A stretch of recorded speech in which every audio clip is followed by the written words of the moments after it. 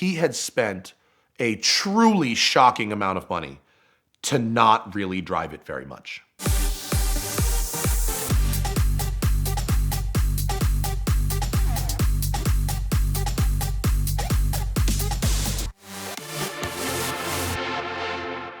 When we were growing up, you were always either Team Testarossa or Team Countach. I was Team Countach. And when I was a kid in Atlanta, growing up in Atlanta, Formula One Imports. Do you remember Formula One Imports? It was in Buckhead, and it was like the gray market Lambo Ferrari store in the 80s, and my parents would take me there when I was a kid.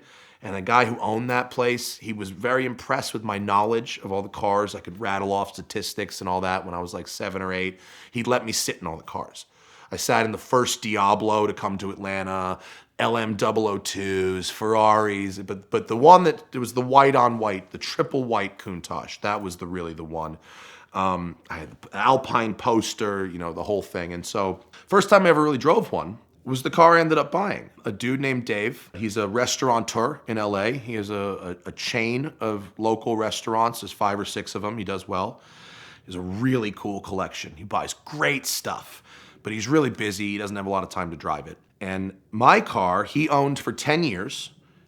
He was the 3rd owner. I am the 4th owner. The car was delivered new to, here's a name you'll know, Al Bertoni in Pennsylvania, I believe. I think that's where he was. Somewhere on the East Coast. He's somewhere on the East Coast. And the car was Al Bertoni's car, and I have a prototype Bertoni exhaust on the car. He also added a Fuzzbuster, the Escort Fuzzbuster. It has the factory Alpine CD player, which was a $9,000 option in 1987. And it has remote door poppers. So it has overcharged door struts and actuators that are on a remote. So I can stand across the street and pop both doors. It's fire. I've never seen another Countach that can do it. I've never seen another one. And I told John Tamarian at Curated about it. He's like, I've never seen one that does that. So it's very cool. It came to California in the middle 90s. And the last owner before me, he only drove it about 1,000 miles in 10 years. What he did do was rent it out for photo shoots. So I got a real Hollywood car. If you see a piece of pop culture that features a Countach in red from about the last 10 years, it's probably a 90% chance it's my car. And there's a couple key ways to tell. There's a little ding on the rear bumper you can see. The plate is visible in a few of them. There's a couple little ways to tell which car is my car. But it's on 2 different photo shoots with Cindy Crawford. It's done a shoot with Diddy. It was like the cover of GQ. It's in a Muse video. It's in the Ralph Lauren Red cologne ad campaign. The only service it's had to get since I've got it, I rented it out to some DJ who paid to have it put on stage during his set at the Palladium. What an unbelievable waste of money this was. And it couldn't go indoors with fluids in it. So I drove it to GTO Engineering, who looks after the car. They drained all the fluids, flatbedded it to the thing, pushed on stage. I got a free service out of it. So the only service I ever needed. So he rented it out to a bunch of shoots. But what ends up happening is you smoke the clutch from being loaded on and off of trucks. So he called me and said he wanted to sell it. I made a deal. I will buy it at this price, but I want a perfectly a perfectly functional car. That's the deal. If it breaks the next day, fine, but I will be handed a perfectly functional car. So it actually was a great deal. I was able to buy the car fresh out of a major service with a brand new clutch. And I realized very quickly that, because I saw the service bills, that over the last 10 years, he had spent a truly shocking amount of money to not really drive it very much.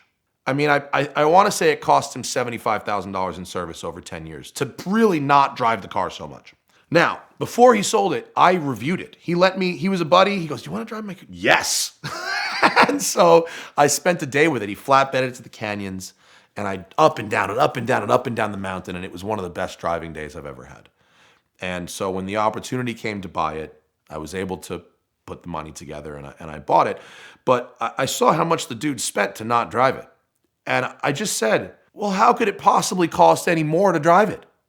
I mean, if it costs you this much money to stare at the thing in your garage, Well, how bad could driving it be? And so I started driving it. And I started making a point to drive it. I have a thing called Lamborghini Exercise Day, in which I put at least 50 miles on the car. So I've had it about 2 years, and I've put 7,400 kilometers on it, which for a Countach in modern times is quite a lot. It's a lot of driving. And you know what? It works fabulously. It's a real runner. It loves to be driven hard. Like all Countaches, it's a little clunky when it's cold. All the Italian stuff is.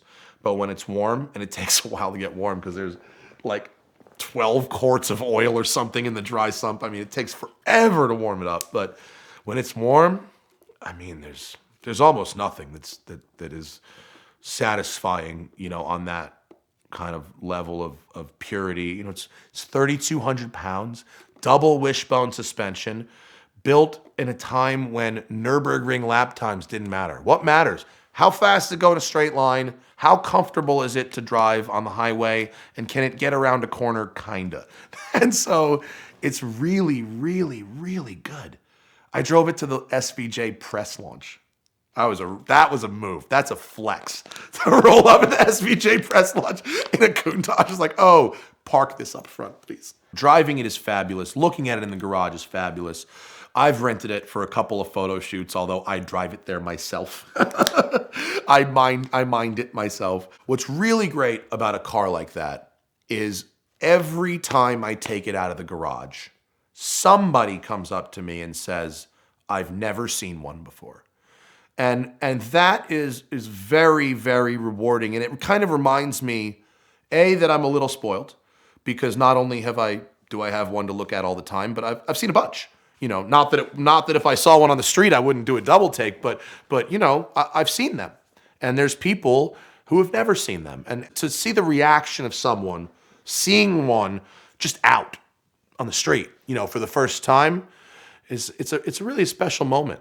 They really, you watch them take it in. It's very cool. It's so much different from a modern supercar, which they seem so much more mass produced, and they are. They made 2,000 Countaches from 74 to 90.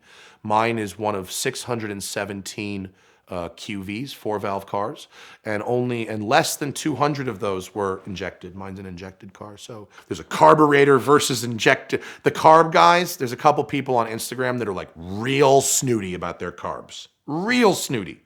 And they literally will jump into the comments on my Instagram to remind me that the carbed cars have more power. Just so you know, your car makes less power than my carbed car. Oh, thanks. When I show up at Englishtown to drag race you, we'll note that. So the funny thing about, right now is like kind of peak 80s is going on, right? So the Countaches are very hot for photo shoot bookings and stuff like that. And what's funny is when you buy a car like that and you start posting it on Instagram, the casting people find you and the booking people find you. They want to use your car in whatever it is that they're doing. Now, they always start by offering nothing. It's his hot new director. You have to see it. He would love to work with you. Yeah, I'm sure he would. But more likely what happens is, I know a lot of the Countach owners in LA, and they try and lowball us. They play us against each other. They go, I want to rent your car. And I go, here's how much it is. And they'll call over there and they'll go, will you do it for less? And they lowball you down to this. So I didn't want to play that game. And so I held firm at a very high price for a shoot that demanded a red Countach. They wouldn't, no other color would work, only red. There's 3 reds in LA. Leno, the head of O'Gara, and me. Okay? Leno's he doesn't need your money. He's not doing it. Head of O'Gara, doesn't seem likely. But I held out and I got big dollars for it. And so I started the Countach Union.